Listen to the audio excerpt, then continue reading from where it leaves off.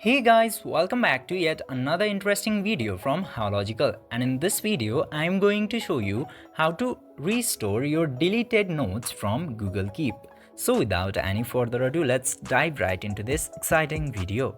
Now, in order to restore your deleted Google Notes, you just simply have to open your Keep Notes or Google Keep application into your phone, and after that just simply tap into these three bars into the top left, and from there you will get to see an option called deleted. Just simply tap into that deleted option and you can see all of your deleted notes which can be recycled. But you have to keep in mind that in order to restore or recycle your deleted notes, you have to do that before these 7 days of deletion, and after that the notes will permanently be deleted. Now, in order to recycle, just simply select the note which you want to recycle and then tap into this button at the top right side, and then your notes will successfully be restored or recycled. This way you can easily do that recycling. I hope this video was helpful for you. If yes, don't forget to like, share and subscribe to the channel to never miss another update.